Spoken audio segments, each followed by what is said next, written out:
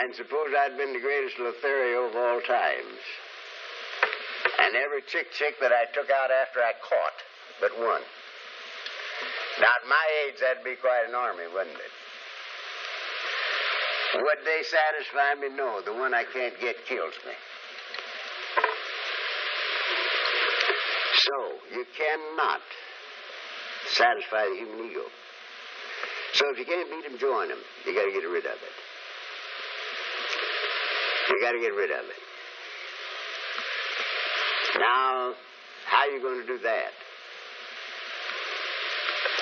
Well, I don't know, really, because it happened to me in crisis. In crisis, it's not too bad. When there's nothing left to do but to dump yourself, it's pretty easy. But otherwise, I think that the thing we have to do is to meditate on what it would be like if what we talk about this morning were true, and then act as if it were true. And prove it for yourself. I'm totally convinced that you can live yourself into right action, but you can't think yourself into right living. You can live yourself into right thinking, but you can't think yourself into right living. I'm totally convinced of this. So, to be rid of the one roadblock, I think, the one roadblock between me and you and me and God, the human ego, is a primary requisite for freedom in this thing called life. And I'm convinced that it's the only roadblock there is between us as individuals and between me and my own God.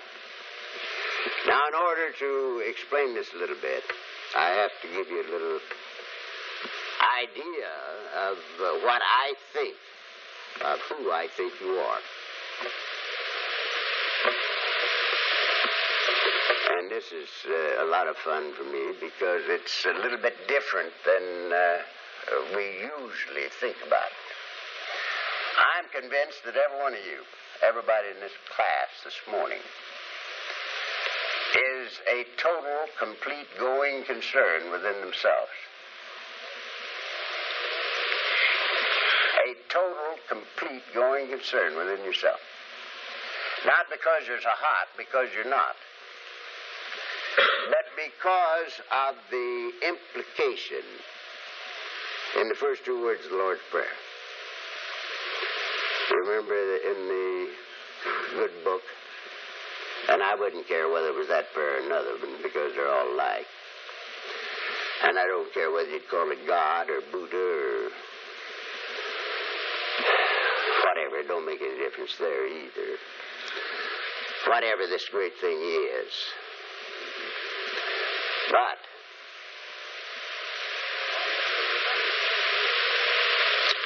whatever this great thing is, you are. Because the first two words of the Lord's Prayer say it like this: Our Father. They said to the carpenter, Master, teach us to pray. And he said, after this manner pray ye, Our Father. Now, ours mean his father, your father, and mine. Doesn't it? If it's ours, it's his father, your father, and mine. And I believe this is true. I believe there's only one life with many faces, one mind common to all men. I don't think you have a life of your own. And I don't think you have a mind of your own. So your opinion of your IQ is a little bit, supposing you don't like to give up. If you happen to have say a 200, you don't want to give that up. But I don't think that we have a mind of our own, and I don't think we have a life of our own. I think there's one life with many faces, one mind common to all men. And you and I have our identity in it.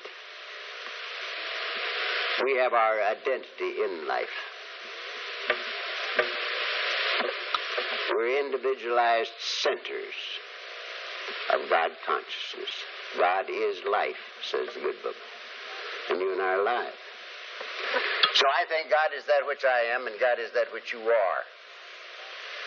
And if I don't run out of time, I'm going to tell you why I think it.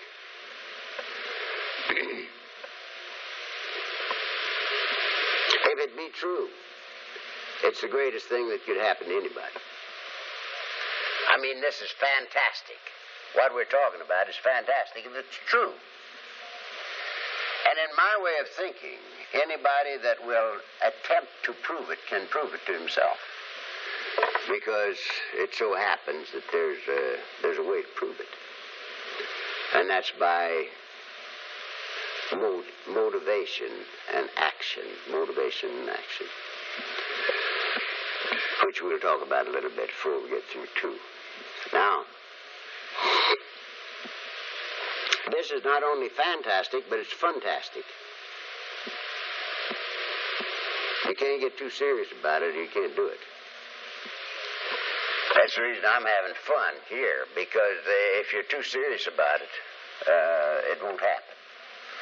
For instance, I looked for God for 30 years. In all the great religions and all the great philosophies of the world, I went through the whole bunch of them, trying to find God, and I couldn't find him. And I quit looking for him, and we found each other, because I got lost with his kids, trying to help his kids, and woke up to the fact that I was never alone anymore. That conscious separation was gone. So I got him a very own, and wherever I am, he is. Now, this is the thing we're talking about. This is why I'm here this morning. Because if you ever get the feel of this, it revolutionizes everything.